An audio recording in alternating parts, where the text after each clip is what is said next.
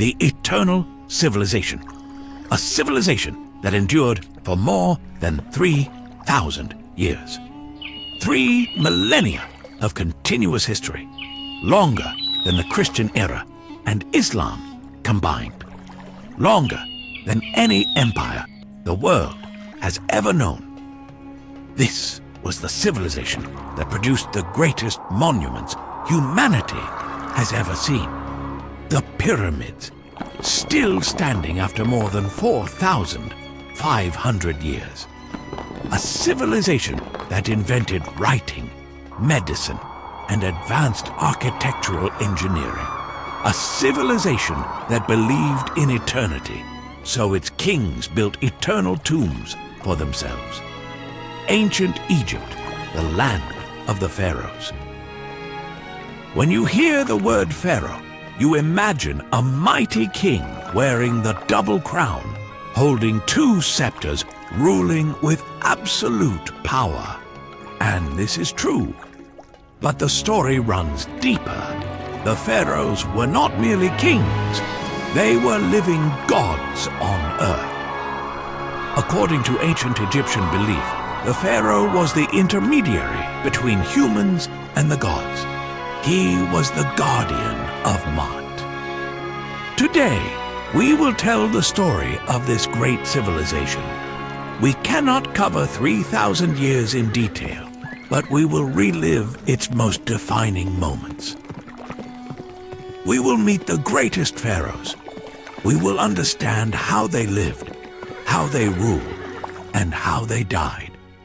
From Narmer, Menes, the warrior who united Egypt, to Cleopatra VII, who witnessed its end. From the builders of the pyramids to the warriors of empire. From the queen who became pharaoh to the boy king who ruled for only a few years, yet whose tomb became the most famous archaeological discovery in history. The setting is Egypt, northeastern Africa, on the banks of the Nile River.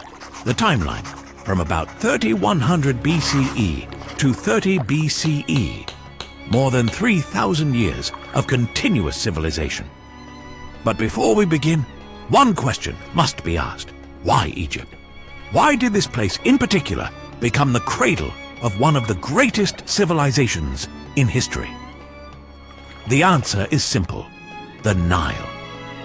The Nile is not just a river, it is life itself. In the heart of a barren desert, a great river flows from south to north. It carries water and fertile mud. Every year, during the flood season, the Nile overflows its banks, covering the surrounding lands with a layer of rich black soil. When the waters recede, the land remains ready for agriculture. A natural miracle, repeated every year. Egypt became the breadbasket of the ancient world.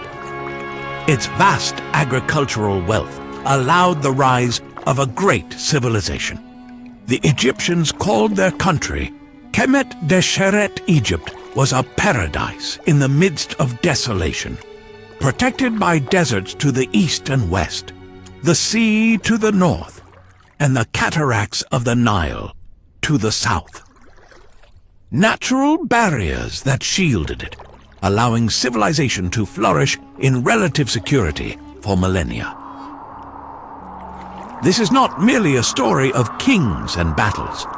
It is the story of how human beings built greatness out of nothing. A story of ambition, creativity, faith, and the pursuit of eternity. It is a story filled with lessons in leadership, in management, in engineering, in art. Lessons that continue to inspire us to this day.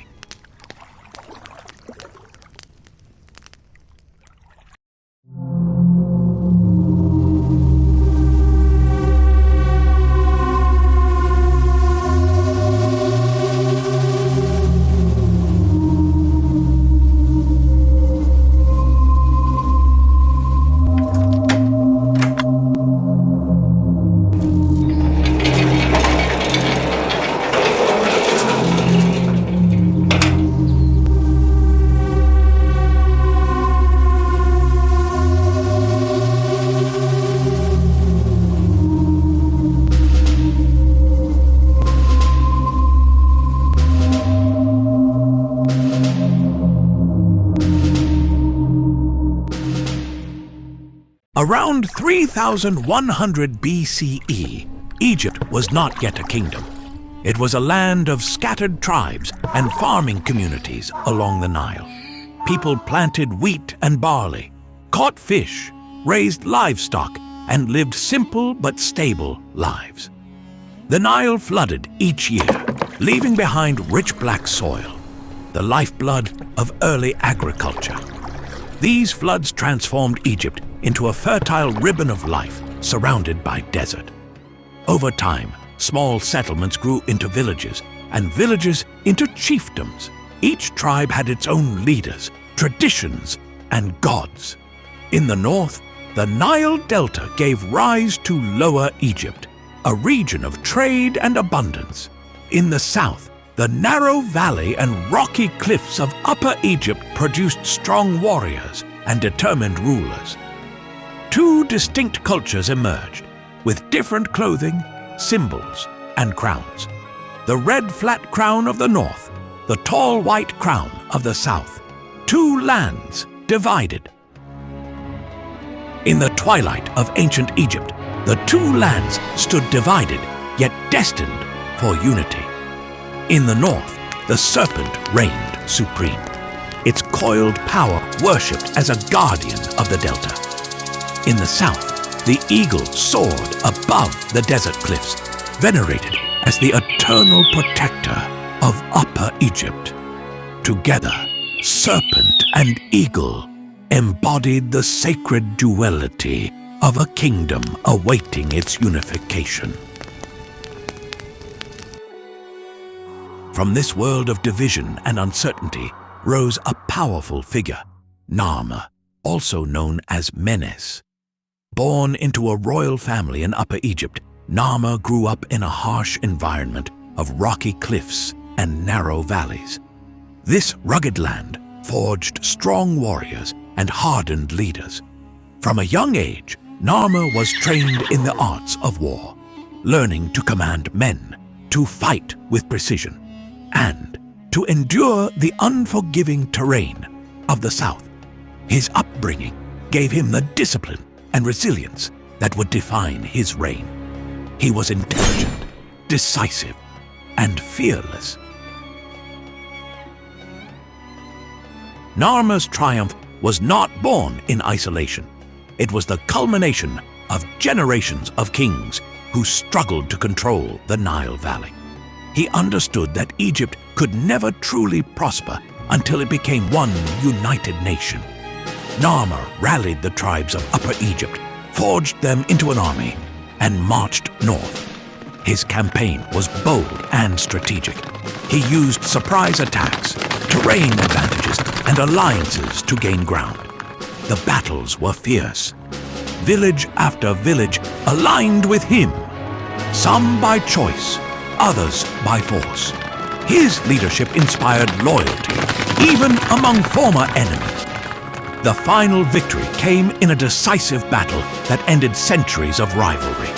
Narmer conquered Lower Egypt and became the first ruler of a united land. The Narmer palette, a stone carving of extraordinary precision, confirms this triumph. On one side, Narmer is shown striking down a northern enemy while wearing the white crown of Upper Egypt. On the other, he wears the red crown of Lower Egypt. The message is clear. One king now rules both lands. To symbolize this unity, Narmer adopted the double crown, combining the white and red crowns. He bore the title Lord of the Two Lands, ruler of Upper and Lower Egypt. This was not just a military conquest. It was the birth of a civilization. Narmer founded Egypt's first ruling dynasty and built a new capital at a strategic point between north and south. He called it Ineb-Hej, the White Walls. Later, it became known as Memphis, a city that would serve as Egypt's political, cultural, and religious heart for thousands of years. According to tradition, Narmer even diverted the Nile slightly to protect the city from flooding. Memphis became a symbol of unity, order, and centralized power. From Memphis, Narmer shaped the foundations of Egyptian society. Religion, law, and administration became pillars of the new civilization.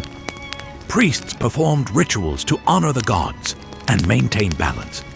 The pharaoh was seen as a living god, chosen by the divine to rule. Temples rose, laws were written, and hieroglyphic writing developed. Scribes recorded everything: taxes, labor, harvests, and decrees. Egypt became a strict pyramid of power. At the top stood the pharaoh. Beneath him, the vizier managed state affairs. Below him were the nomarchs, regional governors, and beneath them, the scribes and officials who kept the system running. This structure allowed Egypt to manage the Nile's flood, store grain, and build for the future.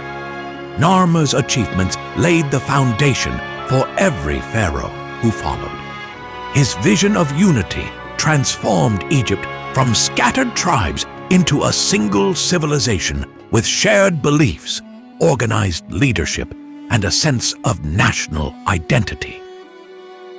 Narmer's legacy extended beyond his reign. He was buried at Abydos in a great mastaba, a rectangular mud brick tomb with sloping sides. Mastabas were the earliest monumental tombs of Egypt, serving as prototypes for the pyramids that would rise in later dynasties. While common people were buried in simple desert pits, the elite rested in mastabas, which symbolized permanence and power. This tradition of monumental burial was the seed that grew into Egypt's most iconic achievement, the pyramids. The first and second dynasties, ruling from about 3100 to 2700 BCE, were a time of consolidation. The pharaohs strengthened the system, built palaces and temples, and developed the culture that would define Egypt for millennia. Narmer Menes was not just a king. He was the architect of Egyptian civilization. His legacy echoes across 5,000 years.